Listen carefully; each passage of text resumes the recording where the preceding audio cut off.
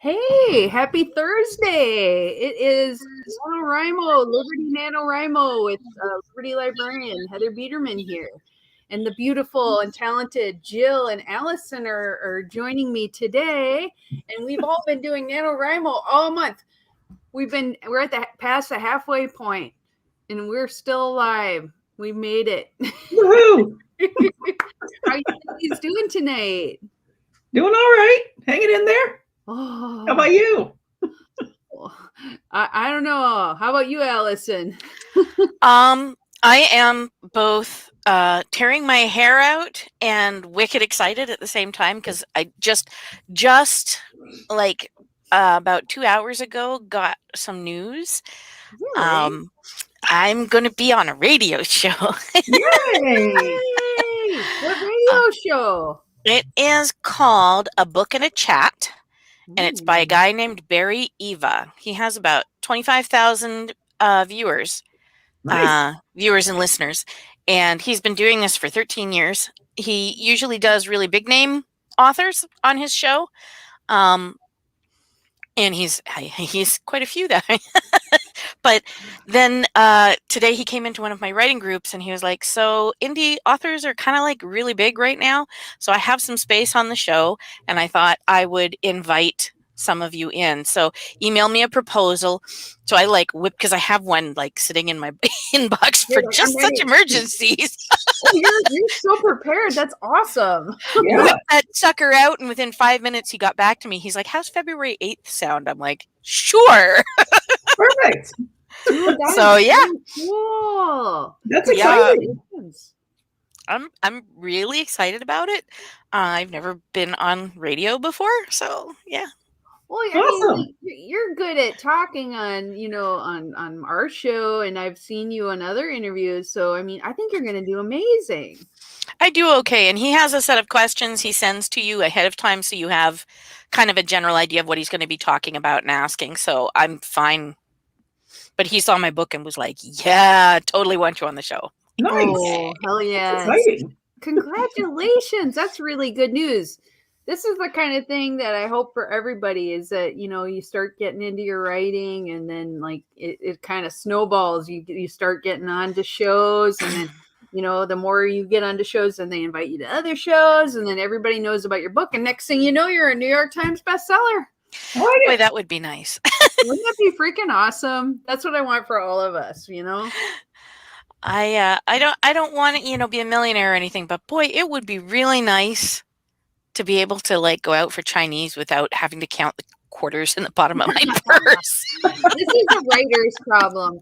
A lot of us don't get famous until after we're gone up from this earth, but it would be nice to have some money to show for it. That would definitely. Be cool. and I mean, just the recognition of that, getting invited, that's so cool. I agree. That's awesome. So many people never get that kind of opportunity. Here's my cat. Sorry. Yeah. I never expected it. This is like a new thing for me. When I wrote the vampire novels, I was very excited about them. I love them. And I did. Yeah, see, I have to show off books because I keep them here, right? Yes, so I was in the Fire and Faith one. Yay, I helped work on that. So what the story that's in here is actually about one of the vampires. It's the backstory of one of the vampires who's in the second vampire novel. Yeah, in the Taylor Mange novel. And he is going to get a book eventually. Oh, hell theory, yeah! Knock on wood. He's cool because he's this little Jew boy who's been turned into a vampire by a Christian woman in 12th century Padua or Venice. Right? Yeah. I mean, I just think when your characters come to life, and I've had people say that about some of my short stories too, is when's the book coming out? And some of them you're like, I don't know, but others you're like, yeah, I can totally see this character has a lot of life in them. Yeah. When I started writing this one, I have a friend who's Jewish, and she calls herself my stunt Jew. She's the person I call. I go, does this sound right? I'm like, I really wanted to use a golem in part of the story that's not in Fire and Faith, the original golems that the Jews created to protect things. And she was like, oh, wait, I've got it. And she told me this wonderful and amazing story about a Jewish library in Venice at the time my original Back Point story was written, and how it went missing, and it just disappeared. And it disappeared for 300 years, and then one day it just reappeared again. And this is all documented. For real, though. Like, for real. And she's like, would that work? I'm like, hell yes. Doesn't it sound like a vampire kind of thing happened anyway? Because they were burning, the pogroms were happening. And so that was what was happening in Venice, is they were coming into the ghettos and killing and burning the Jews and taking away their books. They were burning the Torah. They were burning the Midrash. They were in my thing, my vampire just sort of packed them all up, had a golem take them elsewhere and protect them for 300 years. And then when he was able to, he brought them back. Nice. Dude, that's freaking cool. Yeah. Like you do. Yeah. And I mean, like, it just seems mystical anyway. Like, the true story side, it's like, why did it come back after 300 years? Because a vampire brought it back and thought, like, I've protected it for long enough. It can come back to human hands now. Right. And it's not going to hurt anybody now. So it can return. Nobody's burning it now. It's all good. That's so cool. I love it when you see things and it's very clear, like there's a broader meaning that could be in this. And that's amazing. I agree. Yeah. For me, that's how I get my ideas. So like the fiction book, the science fiction book that I'm writing right now for Nano is based on Oumuamua, which is that's the asteroid, the funny cigar-shaped asteroid that whipped through the end of the... Okay, so I remember that. I had this idea that it started coming back regularly. Now I'm actually, because we've actually gotten the science of the actual asteroid now, I'm actually changing it to something else. But the idea is that this thing whips through the corner of our galaxy, of our solar system, every 36 months or 37 months. It's an odd number, and it just regularly comes through. And they're like, but it's not doing the things that asteroids do. Asteroids don't come into solar systems every 37 months. That just doesn't work. Maybe it's an alien tour bus that just goes by and goes, on your left, there's Earth. There are a bunch of dummies there. But here's the thing. The book is called The Bus. Oh.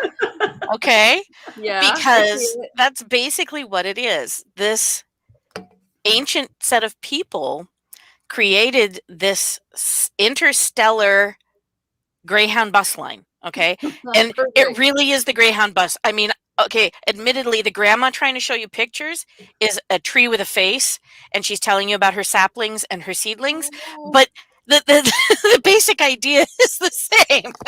Dude, I love, like, the whole idea of Ents and Groot. I think that is amazing.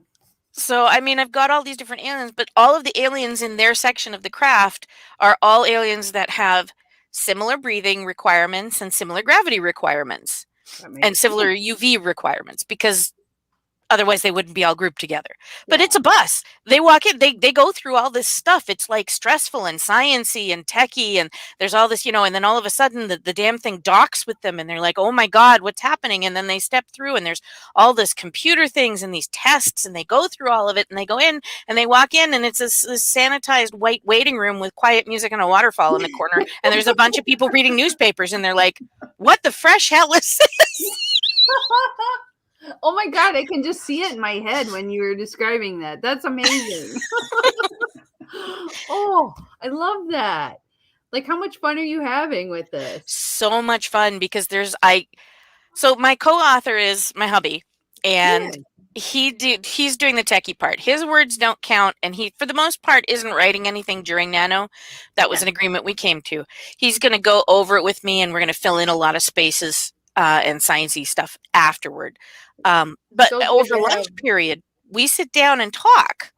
And he's like, so where are you now? And I'm like, oh, well, I just got Sam up to the door of the driver compartment, and she's trying to get it open. And he's like, oh, cool. But he came up with this great plot line that rounds the book out so well. Nice. Sometimes that's what's so cool about working with somebody else, though, is that you can have kind of Bounce plays ideas in off each each other. other. Yeah. Yeah. I like that. And So on it top sounds of it, pretty good. he's not interested in the story writing part. He's interested in the science part and the plot lines. He is absolutely content to throw spaghetti at my wall and let me play with what sticks.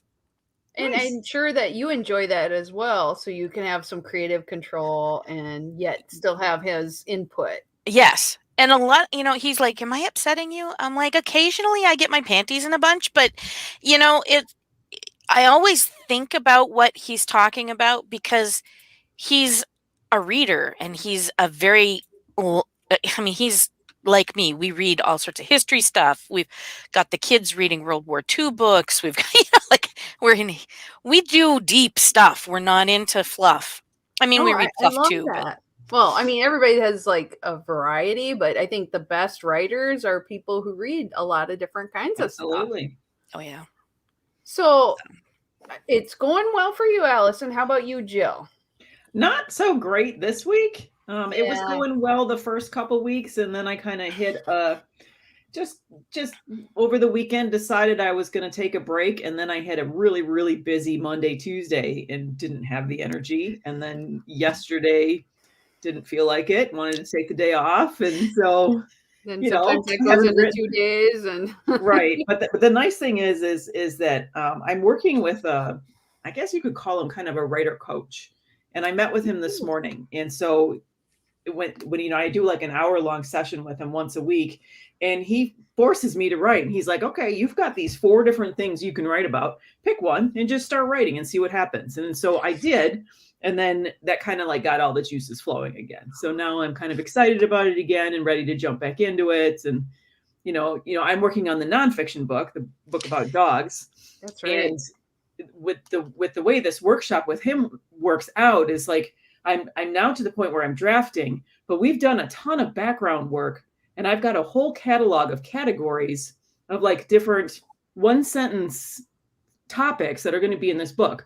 So I can pick any single one of them and write however much I feel like, and then file it in the book folder and then move on to the next one. So it makes it easy to jump in, and it makes it easy to not jump in and not write like I did this last week. But it makes it easy to jump in again at any point. And, I'm never looking at a blank page like, what am I going to write today? Because I've got like 40 some topics to choose from. That's so cool. Yeah. I had kind of the same problem. I got stuck over the weekend, and I just took a couple days off because I just couldn't think of what I wanted to write. And I have great outlines, but it just nothing was, catching fire in my brain that I wanted to go with. And finally this week I got back into it, but I had to like switch between a couple different books just because I'm like, I don't want to write about henna right now. I want to write about this. And so I switched, and it helped. It really did. But for me, I get bored, and then it's almost the death of my books. Right. Because all of a sudden I'm like, if I'm bored, are they interested? And I'm like, Right. but sometimes taking a little break really helped. And then I wrote a ton the other day, so I'm like at 38,000, which is nothing to sneeze at. This is the most I've ever been on any NaNoWriMo at this point. Wow. But I took days off. I mean, that's okay. But I wrote like a maniac on the days that I did. That's good. And I kind of like jumping off of something you just said. That's what happened to me today is like these 4 projects that I could work on. One of them was not the dog book. It was something totally different. And that's what I started writing on. And there's a character that it was a short story. And there's a character in that short story that's actually in my dog book. It's Cerberus, because I'm bringing in mythological dogs and monsters. And awesome. So writing the fiction story about Cerberus sparked an idea for the dog book. So then I was like, oh, now I'm going to go back into it. Now I'm ready to do this again. See, sometimes you just get that little electric bolt in the brain, and it makes you just go, yes, now I'm back to it. I'm right in where I need to be. Yeah. Because, and sometimes just even talking to people, like I'll like talk to you guys and I'll go, oh yeah, now I'm excited. Oh, and I see Laura. Here's Laura Lavoie. She can sympathize with the block. She also got stuck this weekend. I know it. Yes. We'll get past it. It happens. Happens to all of us. But I mean, I think about Laura, and she writes professionally, and I just think when you're writing all day, I don't know if I'd have enough juice to keep doing it, like Right. beyond the work into the fun stuff. Yep. Because She's got to be able to compartmentalize and like totally turn off one part of her brain and still keep writing. Like for me, I'm doing graphic design work, so it's like a different skill set, Oh, yeah. Like I'm playing with pictures, so it's easy to take a break and go write rather than writing something and take a break to write more. Yeah, I mean, I do my library work during the day, and so then I'll think of things. I might take a couple notes during the day, and then at lunch break sometimes I'll write, or after work I'll write, or in the morning I'll write, but I won't do it during work because like you got your separate brains, right? But sometimes I'm at work, I'm like, oh, I just thought of an awesome thing to write. And I kind of wish I could just drop everything and do it then. But Right. you just save it. It's Yeah. all good. And Yeah. we all get blocks. I'm just going to say Oh, yeah. And I feel like it happens right around this time. Like we're a little over halfway through. And this is usually when I'm writing fiction during NaNoWriMo, this is usually when either my story has fallen apart or it's going to keep working. Yeah. And if it's fallen apart, then I'm struggling for the rest of the month. And once I start to hate a story, because if I feel like I'm stuck, then I'm like, I'm not doing it anymore. And I rage quit. But I feel like I've grown up to the point where I'm like, I'm just going to keep plugging at this. And then later I can massage it. If I hate it, I can fix it. But right now I'm just going to be like, pretend it doesn't suck. Just keep going. So here's the thing. There's two things that really stuck with me when I was looking for things to write about a couple of years ago to help people out during Nano. The first one was you can't edit a blank page. Correct. No, so exactly. as soon as you write something, you have something to work with. But if you haven't got anything, there's nothing to work with. And the second thing is there's a whole bunch of people who, and I kid you not, okay, they spend Nano writing a book, and then they take the whole thing and they dump it in the trash. Now they know the story, and they can go back and write the story. Gotcha. Oh, because okay, they can't. Not so bad. But right. You're not just throwing it away and never coming back to the characters. Right. Totally fresh. Now you know the storyline, and you can now take that and write the actual novel. That makes sense. And that totally makes sense. I couldn't do that, but I understand where that comes from. And I'm using a little bit of that in what I'm doing this year. I said it on my thing on Wednesday. I'm the person who everybody hates because I sit down, I chunk out my 2,000 words every day, and off I go. And sometimes I even do 3,000 or 4,000 words, and everybody's like, "Fuck off, Allie." I know what you mean. Like, she's so fast. I just do it, and I don't have. This is my job, so it's I'm taking care of the kids, and they're 16 now. I don't have a lot of taking care to do. I look at them and I go eat some food. That's it. I'm done. Eat food, take a bath. You're all good. Well, they're 16, so bathing, not a problem. They do that on their own all too often. Good. Well, that's perfect. As long as they're not stinky teens, that's good. Yeah. But I mean, like, I that's me normally. And this year, I am still behind. I should be, we're supposed to be at 30,000, and I am at 29,000. You're very close. Okay, but like, you have to understand that the last 3 days, I've written 2,500 words every day. That's how far behind I was. And I'm never that far behind. I was looking at it going, I'm being a really bad example. But the thing is, you caught up. I mean, that's amazing. And part of that is procrastination kind of mindset. I like to put stuff off until I have to. Same. And the problem is, in the past, I thought, I can just crank out like 10,000 words a day. And the last couple of days, I'm like, no. Well, and especially because the last couple of days are always like Thanksgiving. Like, who wants to sit down and write 10,000 words when all that stuff's going on? I've done it, but I hate it. So normally what happens is my family does Thanksgiving on Saturday. Oh, yeah. perfect. And everybody's get off Thursday and as of Friday. Wednesday. And Yeah. I just disappear for 3 days and I do Nice. nothing except write. So I'm usually really relaxed and somebody else does it. You know, Bridget's home. She does all the cooking and stuff. This year, I'm going away for Thanksgiving and cooking for my other family, which is a whole story I don't want to get into right now. Okay.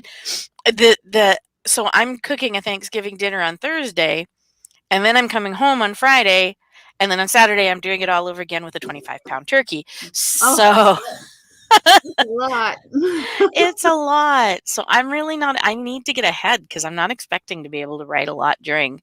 Yeah. I mean, my family here understands my quirks, but the family that I'm going to be with and cook with is they know I'm a writer and they know they've got my cookbook and they're very supportive and they want Thanksgiving dinner made from my cookbook and all that stuff. But they don't realize that that means that, like I basically sit through a lot of the time with my face in a computer. Well, and I don't think I think people who aren't writers don't really know that it's work. They think Yeah. it's just like you're Yes. sitting there and it's a beautiful day and you just type, And the words are just pouring out. Yeah. and it's so easy. I wish. No, Yep. it ain't. Some days are, but not every day. Oh, I know. I mean, I feel blessed that I can write my ass off, honestly. Like there's a lot, I'm writing a lot for school right now, and I feel like it's amazing some of the BS I write. But That's to a do skill good to have. quality writing for like a fiction or a nonfiction book that I would be happy to sell to someone, that's like another level, you know? Yes, absolutely. And I am a perfectionist when it comes to that. Like for work, I'm like, well, this is good enough. Get this out. Because eventually you're going to have to do something else. I mean, if you go for perfection, you're never going to get anything done in your life. That's true. Which I started to think about for books, actually, is that I have to stop the mindset that it has to be perfect and that I'm going to get it done and have other people look at it and read my shit and make it so that I go, is this not shit? And I go, it is not shit. And I will go, okay, then let's edit it and get it out there.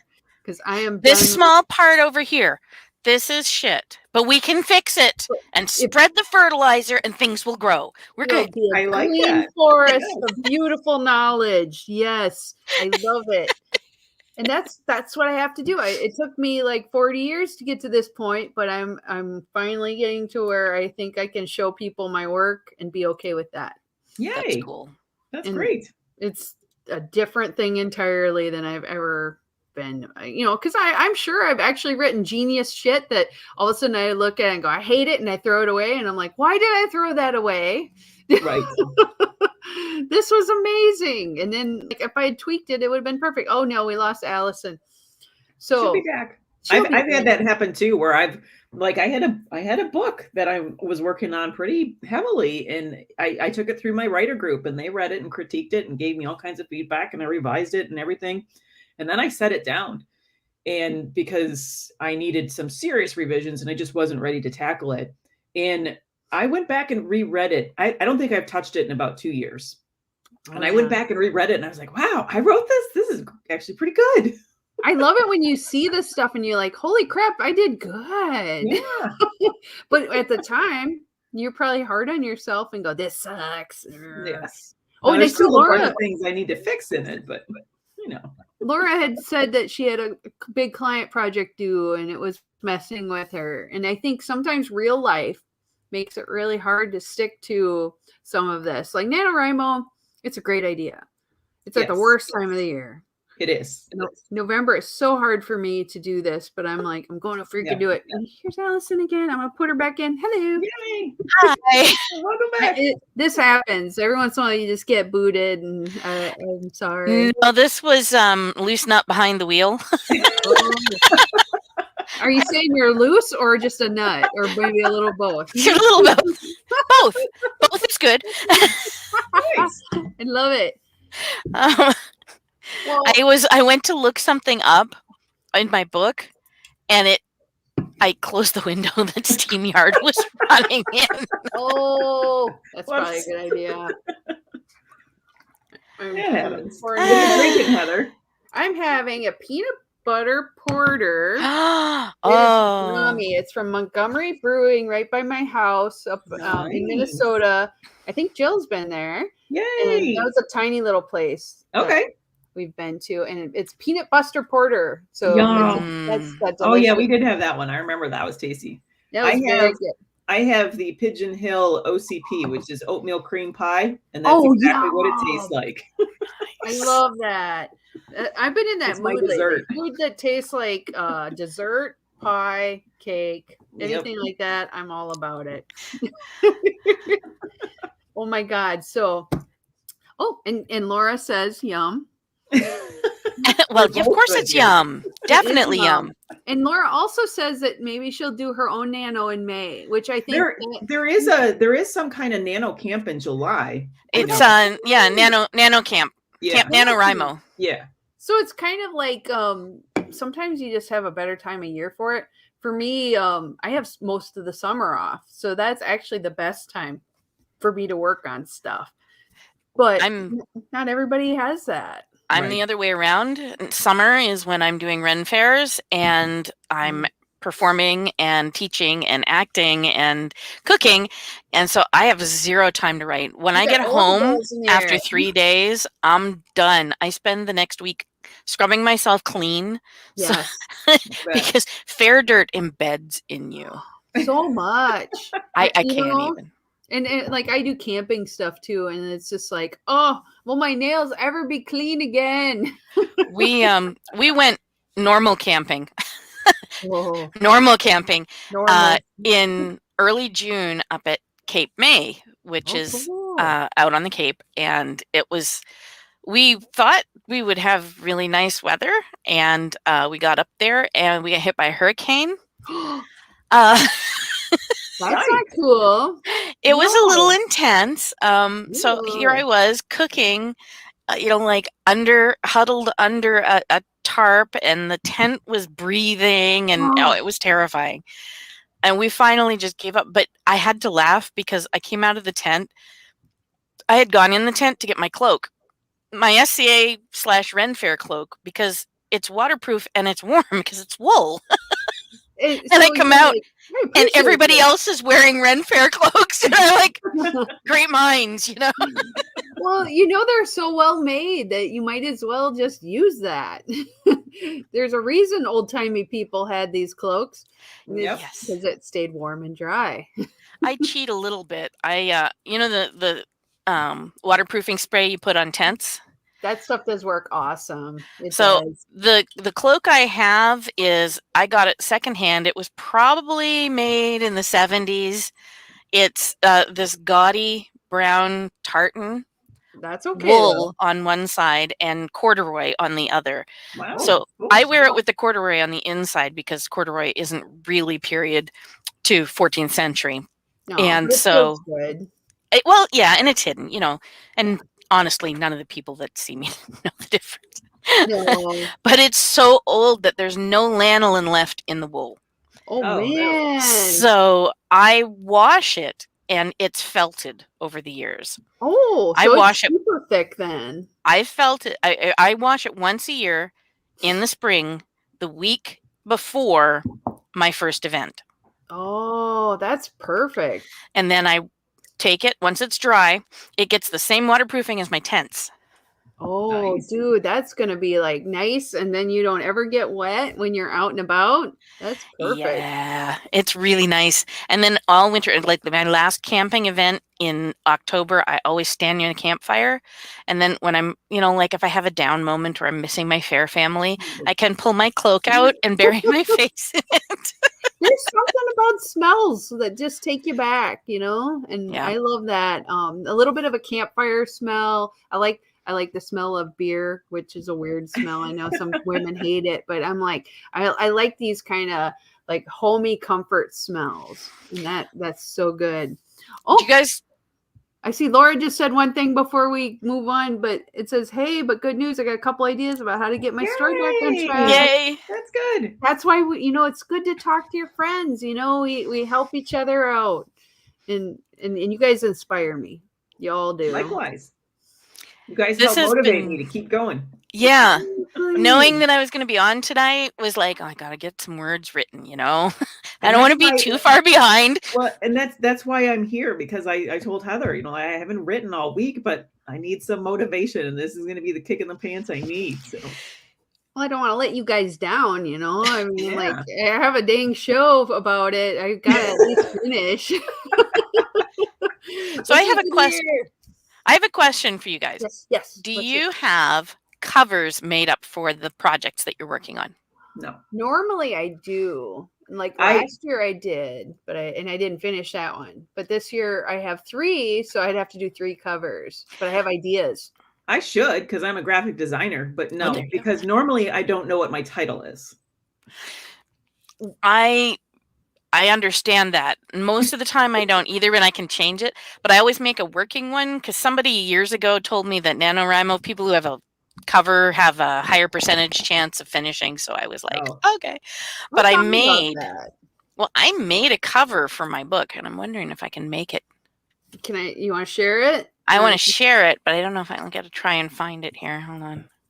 Well, while you're looking for that, I will say I have an idea. I'll just share it with you guys, whoever's all watching. I think it's Laura and us, but you know, you look at the corner of the StreamYard, and I have like my Liberty Librarian logo, and it's blue and gold. There's a series that I've been looking at, a couple different series on Amazon, where they have like a series of books, and it's sort of a similar theme, and they all have the same color scheme. And, you know, there's like a similarity in the covers. I kind of want to have something with that blue and gold that, so it's kind of like a Liberty Librarian theme.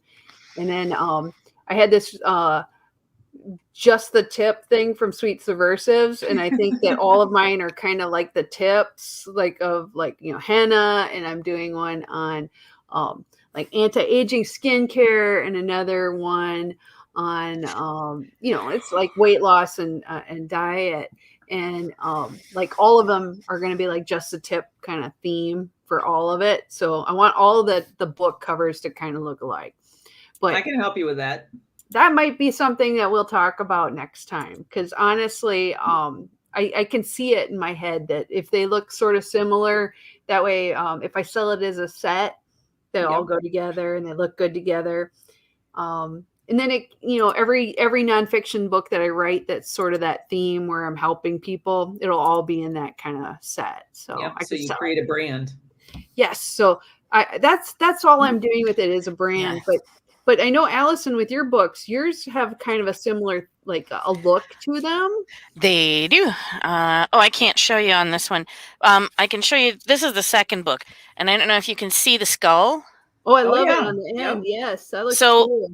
What my designer has done is, as the books come out and you put them on your thing, the skull will form. Nice. They go in a different space. Oh, that's neat. I love it. It's a quirky little thing, but it's kind of cool. And, you know, so, okay, I got my okay, thing let's here. see what you got. I'll like click it on to accept it once it comes up. I want to make it big. Okay, share screen. Yeah, that's fine. Don't share these tips again. Window. I want to show that one. There it is. Okay, here it comes. Oh, cool. Oh, that looks nice. So this is, like I said, it may change. The bus stop. But it's got all of the Nesses. Can you see my little? Yep. Okay, my cursor. That. Yep. So this is the rock, which they think is a, you know, a rock in space. They've got the edge of the spaceship before it docks, you know, and I've got my little. The only thing I think I would change, just looking at it, is the font at the top. I mean, it's not that you can't read it; it's just kind of small with the space around it. I'm actually going to be asking so I mock them up, and I tell my artist what I want. Yep. And then she does it. So I make up these I use Canva. I do too. I use it especially for a mock-up. That's easy. But then she takes them and turns them into something amazing. So, like, I mean, you can look at that one. That turned out so cool. Nice. I love it. So I use the same font every time, but she puts the filler on it is in a different different thing. place. Yep. So this one is blood water, so it's got blood and it's got like fishy scales. Yes. And the other one is bloodstone, and it just looks like blood spatter and dripping blood, and yeah. So well, I was thinking if it was similar sizing, so like for your new book cover, I think if it's similar sizing, that way people when they see it, they think of that theme and they kind of go, "Oh, this is the same author," and it makes total sense, you know. Yeah. I love it though. Oh my God, I and that's the thing. Like I love seeing book covers. It's so weird. I get giddy about it, and I actually go through. I'm a librarian, so think about that. I look through books all day, and I find covers that I really like, and I go, oh yes, I see what they did here. That's amazing, and there's trends that change all the time. So I mean, even if you have your books published every now and then, it's good to just revisit it, maybe redesign your cover. So when I originally did the cover for Bloodstone, it looked like this. Oh, yeah. Okay. So there was no picture, and then the back just had thing. Now, this piece of art that the book cover is made from was actually by an artist in Sweden who's really awesome, and I asked to use it. It was on Morgue File. Yeah, yeah. And so she gave me permission to use it. She's in the cover. But once I got it out, I had several people come and tell me, look, you know, like, I know that's cool to you and it means something to you, but it doesn't mean anything to readers. And I'm like, yeah, okay, I'm not a graphic designer. I'm an author. So I need to get an expert to do that. I did do the cookbook one on my own, but I think that the bar for cover design on a cookbook is a lot lower than it is on fictional. People are basing it on looking at the food, and my food is colorful and pretty, and that's all that really registers. That's all you need then. Right. It makes it easier because you're just like, I got to get an awesome picture of my food. Yeah. And the color in the book somehow has to probably have something that plays off the food. Yeah. So, you know, that it's thoughtful, but at the same time, it's a little easier than like a fiction story. Yeah, where you're telling everything in 1 second from looking at it. Yeah. So when I send that off to my designer, I'm hoping she'll find something that I wanted it to look like an interrupted radio signal, you know? Oh, yeah. Because like you're thinking something space wave, sci-fi, it's sending it out, you know? Yeah. Are you catching the signal? Yes. And then, but it needs to be chonkier. I know, that's the only thing I was thinking is like, I looked at it and go, I see where you're going with it. I like the idea of it, but it needs to be bolder in a way. So you can see it. But, you know, I feel like there. That's what matters. That's the thing. And I mean, that picture has an actual planet in the background, which you could see, which is not in the story. So I actually don't want that. But having the bright shining from a far off star, that's fine. You know, so you know they'll tweak it. Yeah, exactly. I can tell her about it. She's really awesome. I mean, I told her what Alex looked like in the books, and she basically gave me Alex. Yeah. Like Jill here is an amazing artist, and it's so interesting when you have someone who's so good and you just throw ideas out and you go like this, and you're like, oh, yeah. I have no vision on it. I mean, I can get an idea, but when I see it down on paper, I'm like, wow, that's so much better. I'll give you one. So, like I said, this is the cover of Bloodwater, right? Yeah, right. So you've got like a bridge in the background, and she's kneeling over a magic circle. Yeah. And it's kind of dark, so you can't really see it. In the finished printed copies, it's not quite so dark. We redid it, so it was a little lighter. So she had asked me what I wanted, and I said, well, the main murder in the story takes place on this beach in Vancouver, and I told her it's right in front of this bridge, and the bridge has rainbow lights on it, you know, because they do the pride thing. And so she went out and found it, and I had to laugh because I've actually been to this place because I used to live out here. Well, that's perfect. the place. She's like, that's the closest I could get to the bridge, honey. Is that going to be okay? And I'm like, that is the exact spot on the. I'm gonna pull out the map and show you. How did she do that? She put her on the exact spot. There's a pole light right here Oh, that I mention in the book. yeah. And cool. That's a great artist for you. They can listen to what you say, visualize it, and sometimes it's almost like they're psychic. Yes. It's like, that's what I said, and that's exactly what you did. It's beyond what I thought you could do. I was like blown away. I'm like, you could not have pinned that better if I had given you the frickin' map. That's the person that you want to do the art for your books. Absolutely. Well, I think we should do our writing. Sprint? Our writing Should we sprint. sprint? Yes, shall we sprint, ladies? Are we ready? Yeah, let's do it. Up. Let me get this on here, and then we can get going. I'll get going. There we go. Oh, I can maybe bring this up there. I could have done it the right way there. Okay. All right. Can you hear it? Yeah. Okay, good. Let's write.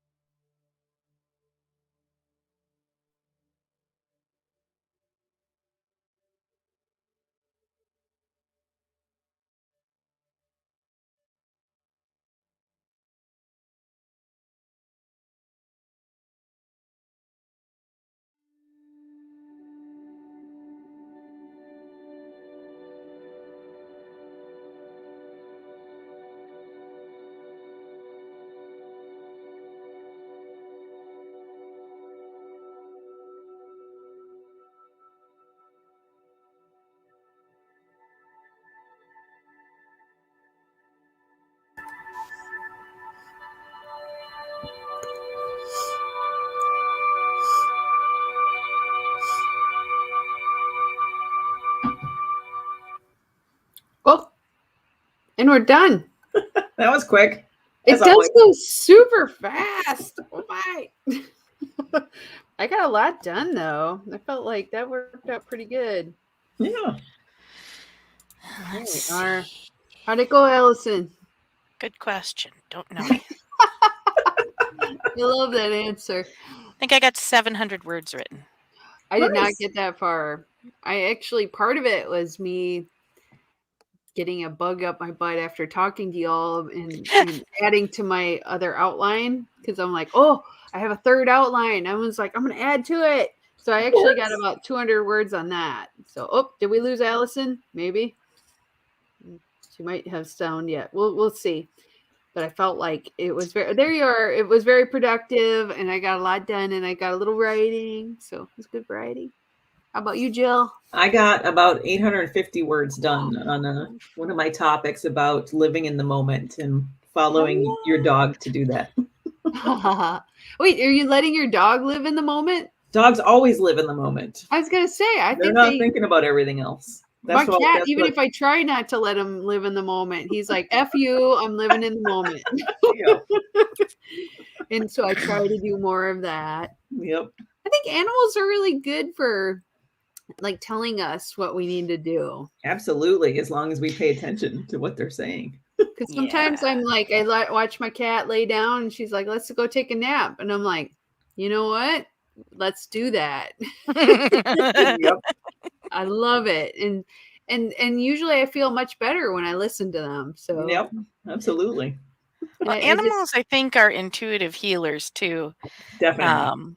I was really stressed the other night, and one of our bunnies, Szabo, the big white one, she came up, and I was sitting in like a papasan chair, and she hopped up on the couch beside me, and I just laid with my hand there, petting her head, and she like melted into this little white puddle. I love that. I love our pets. They make us all better people. Oh, look, we got a fan. We got writer Sam Wicker. Hello. Hi, Sam Wicker. Hello. Yes, we just got done writing, so you got here at the perfect time, so you don't have to watch this whole going. All going. What am I typing? Typing. Angry typing. I always feel like, it's that meme where the cat's typing on the keyboard. That's what I think I look like, which is probably exactly what I look like. Yeah, and my husband Bill is always like, you always look so intense when you're writing. And I'm like pounding on the keyboards because I come from the days when you had to press really hard on the keys. That's how I learned. I actually learned on a typewriter first. Same, I did too. I learned to type on a manual Remington. Wow. That's old school. Yeah. If you went faster than 40 words a minute, the keys got stuck together. I've done that. That was one of my first things. I got a little blue typewriter. It was one of my first presents my parents got me for Christmas because I was going to be a writer when I grew up.